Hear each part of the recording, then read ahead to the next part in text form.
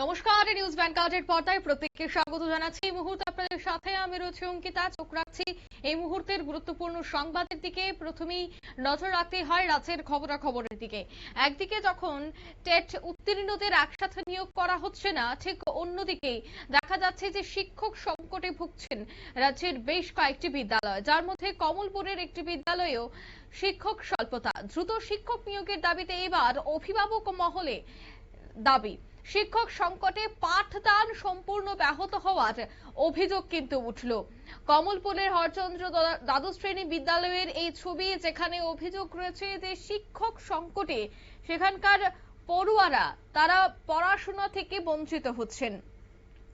অন্যদিকে জানা গেছে যে এই বিদ্যালয়ে পঠন পাঠনের জন্য বেশ কয়েকজন ছাত্রছাত্রীও রয়েছেন, কিন্তু সেই জায়গায় গত 14 বছর যাবত ইতিহাসে কোনো বিষয়ে শিক্ষক নেই বাংলা ইংরেজি সহ অন্য বিষয়ের শিক্ষক। এদিকে রাষ্ট্রবিজ্ঞানের একজন শিক্ষিকা 2 মাস পরে অবসরে যাচ্ছেন। স্কুলে মোট ছাত্রছাত্রীর সংখ্যা 780 জন, শিক্ষক শিক্ষিকা রয়েছেন মাত্র 22 জন। এদিকে ইতিহাসের শিক্ষক নেই, অথচ কলা বিভাগের ছাত্রছাত্রী প্রায় অবসরে চলে গেলে সেখানেও শিক্ষক শূন্য হয়ে যাবে। সব মিলিয়ে কিন্তু একেবারে দুর্বিষহ পরিস্থিতি। এ বিষয়ে কি বলছেন অভিভাবক, শোনাবো।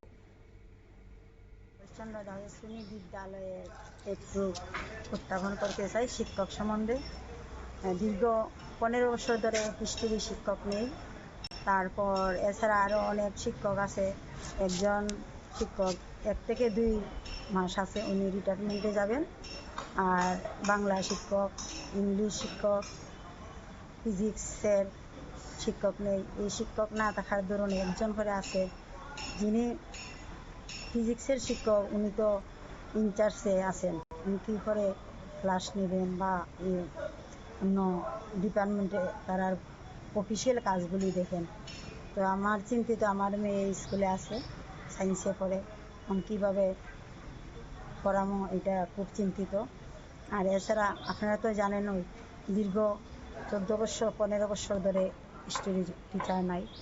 কিছুদিন আগে আমাদের মাননীয় মুখ্যমন্ত্রী এখানে উদ্বোধন করে গেছেন, 15 থেকে 16 কোটি টাকার শিলান্যাস করছেন, পাকা বাড়ি করবেন, এটাও ঠিক।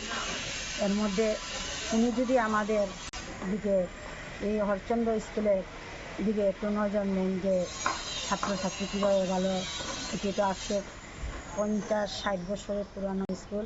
এই স্কুলে অনেক ঐতিহ্য আছে। 2024 সালে এই স্কুল থেকে একজন ছাত্র প্রথম স্থান বোর্ডে অধিকার করে। আপনারা শুনলেন অভিভাবকের বক্তব্য। অন্যদিকে এটির নতুন ভবন, অর্থাৎ একদিকে যখন শিক্ষক সংকটে ধুঁকছে বিদ্যালয়টি, অন্যদিকে স্কুলে 15 কোটি 58 লক্ষ টাকার নতুন ভবনও তৈরি হচ্ছে। কিন্তু শিক্ষক না দেওয়া হলে সুদৃশ্য ভবন দিয়ে কি হবে?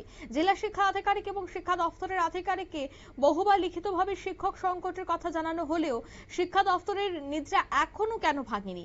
আর যার ফলে ছাত্রছাত্রী এবং অভিভাবক মহলেও কিন্তু ক্ষোভের সঞ্চার হচ্ছে। নিয়ে নিচ্ছি ছোট্ট একটি বিজ্ঞাপন বিরতি, সঙ্গে থাকুন।